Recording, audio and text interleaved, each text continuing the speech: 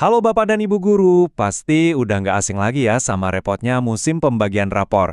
Nah, hari ini kita bakal kupas tuntas solusinya, e-rapor SD. Yuk kita lihat bareng-bareng gimana aplikasi digital ini bisa bikin urusan kita semua jadi jauh lebih ringan.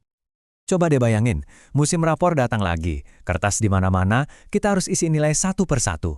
Hitung rata-rata pakai kalkulator, sambil berdoa semoga nggak ada yang salah ketik. Aduh, proses ini kan capek banget ya, dan makan waktu berharga yang harusnya bisa kita pakai buat fokus ke siswa. Nah, disinilah e-rapor SD masuk sebagai pahlawan. Jadi, ini adalah aplikasi resmi dari Direktorat Sekolah Dasar yang tujuannya cuma satu, menyederhanakan proses pelaporan. Kata kuncinya cuma satu, integrasi. Semua data itu nyambung langsung ke Dapodik. Artinya, nggak ada lagi tuh yang namanya kerja dua kali.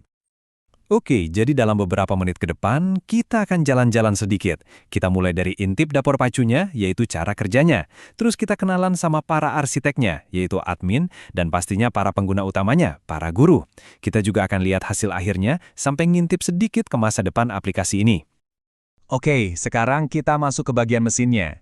Biar kita benar-benar paham kenapa R-Rapor ini bisa sekeren itu, kita perlu tahu dulu gimana data kita berjalan di dalam sistem ini. Inilah fondasi yang bikin semuanya jadi lancar jaya. Jadi, kata saktinya itu cuma satu Bapak Ibu, integrasi. Bayangin deh, R-Rapor ini nggak kerja sendirian. Dia itu terhubung langsung sama Dapodik, yang jadi satu-satunya sumber kebenaran data. Jadi, selama tinggal pada data ganda atau nilai yang nggak sinkron, aman. Prosesnya itu, bisa kita bayangin kayak lari estafet digital loh. Operator sekolah mulai lari di garis start dengan memasukkan data ke Dapodik.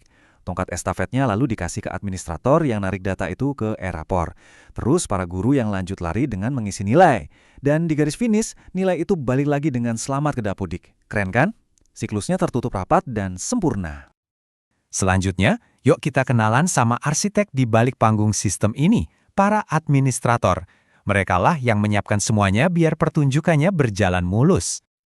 Wah, tugas administrator ini krusial banget. Merekalah yang ibaratnya membangun jembatan data antara Dapodik sama e-rapor. Di awal semester, mereka yang buka gerbang dengan narik semua data, bikinin akun buat para guru, sampai ngatur hal-hal detail tapi penting kayak logo sekolah dan tanggal rapor.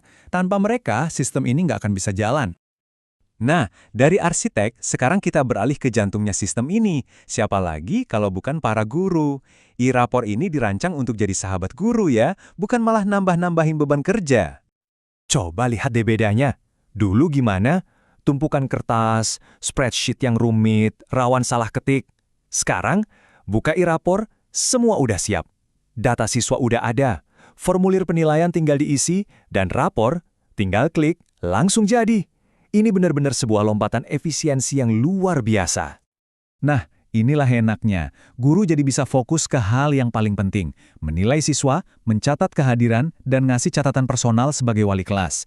Urusan perhitungan yang ribet dan nyusun rapor akhir, udah serahin aja ke sistem. Praktis banget.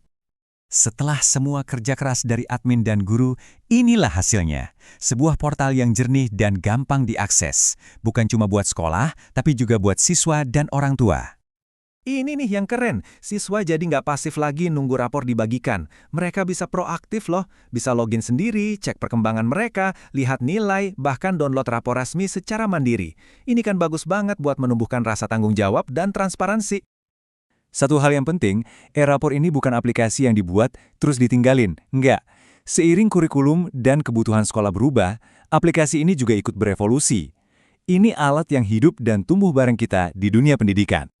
Lihat aja jejak perjalanannya, dimulai dari dukungan buat kurikulum merdeka, terus ada pembaruan besar di tahun 2025 biar lebih ngebut, sampai penambahan fitur krusial kayak transkrip nilai buat ijazah. Ini bukti komitmen buat terus jadi yang relevan. Jadi, kalau kita simpulkan, intinya ada di 3 pilar ini. Efisiensi buat menghemat waktu kita yang berharga. Akurasi biar data kita selalu bisa dipercaya. Dan integrasi untuk sebuah sistem kerja yang solid dan terpadu. Pada akhirnya, ya ini tujuannya. Teknologi itu harusnya melayani pendidikan, bukan sebaliknya. E-rapor ini mengambil alih beban administrasi supaya para guru bisa kembali fokus pada esensi pekerjaan mereka, yaitu mengajar dan mendidik. Nah, sekarang pertanyaannya buat Bapak Ibu semua. Dengan semua waktu yang berhasil dihemat itu, kira-kira mau dipakai untuk apa? Mungkin menyiapkan materi ajar yang lebih kreatif? Atau memberikan perhatian lebih ke siswa yang butuh? Kemungkinannya tak terbatas, kan? Inilah janji dari Erapor. Pendidikan yang lebih efisien, akurat, dan yang paling penting, lebih fokus pada siswa. Lebih sedikit administrasi, lebih banyak waktu untuk mengajar. Terima kasih banyak sudah menyimak.